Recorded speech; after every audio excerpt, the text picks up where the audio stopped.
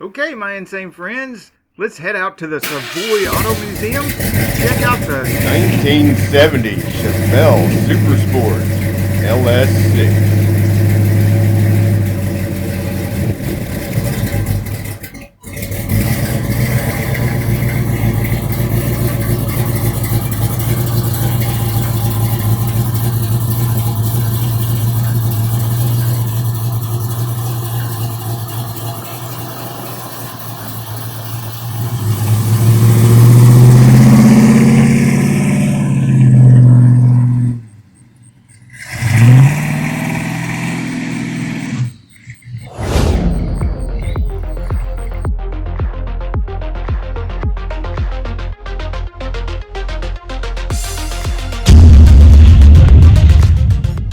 This unrestored original 1970 Chevrolet Chevelle Super Sport with an impressive LS6 454 engine is generously on loan from the Wellborn Musclecar Museum in Alexander City, Alabama.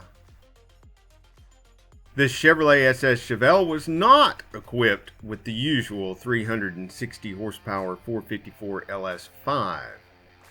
It was purchased with the LS6 version of the Chevrolet 454, designated RPO Z15, and producing 450 horsepower and 500 pound-feet of torque.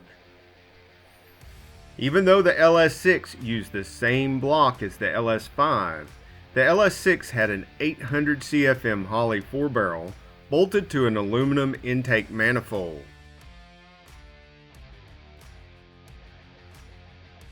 This was lighter and gave more airflow than the LS5's 750 CFM Rochester Quadra Jet. The LS6 had 4-bolt mains, forged steel crankshaft, and connecting rods. It came with 11.25-to-1 compression forged aluminum pistons. Due to new federal emission standards, the LS6 came with the primitive Air Injection Reactor pump, with pipes plumbed into the tops of the exhaust manifolds that injected additional air into the exhaust system. This reduced hydrocarbons and carbon monoxide. This was one of the first items usually removed by owners. Fortunately, this Chevelle was purchased by Ivan Schildern from the original owner. He meticulously maintained this awesome Chevy Super Sport and its LS6 engine in its original condition till his death in 2004. You can still see all the original components in the engine bay, even the complete A.I.R system. Buying an LS6 Chevelle wasn't cheap. It required a $503 RPO Z15 SS 454 package. This was actually a pretty nice package consisting of bright engine accents, dual exhaust with bright tips, black painted grille, wheel opening moldings, power front disc brakes, special rear suspension, and F70/15 tires on 7-inch rims. The rear bumper had a black insert, while up front the SS got a power bulge hood, also known as a cowl induction hood. Also part of the package was the base 360 horse LS5 with heavy duty battery. This allowed the buyer to select the RPO LS6 454 engine that cost an additional $263.30, which of course needed a heavy duty transmission, either an M22 manual, aka the Rock Crusher, for $221.80, or the M40 automatic, also known as the TH400, for $290.40. This all added at least an additional $988 to the base price of just over $2,800. Rear gear choices were as much as 433-to-1 ratio, some with factory limited slip differential. With a few other options, the SS 454 Chevelle was likely to be over $4,000. This Chevelle must have had the optional deluxe interior, because the standard interior featured a bench seat regardless of your transmission choice.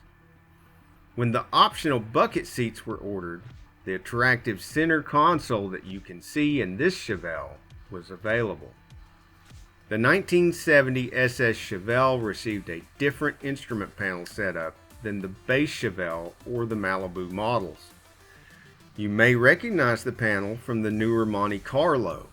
It featured 3 large circular gauges for the tach, speedometer, and clock, with smaller gauges flanking them. To the right was the HVAC controls, the radio, and lighter. The exterior of the SS 454 Chevelle featured easily recognizable lines and curves with a cowl induction hood. The blacked out grille was split horizontally with a large SS emblem in the center. Keep coming back to this YouTube channel because the insanely long line of classic cars just doesn't end. I've created an entire playlist of these big block classic cars to give you a really good look at each individual muscle car and its big block engine. You may want to consider visiting the Savoy Museum due to the fact there is much more to see here than one man can film, and the inventory continues to increase. Which muscle car do you have, or wish you had, or plan to buy?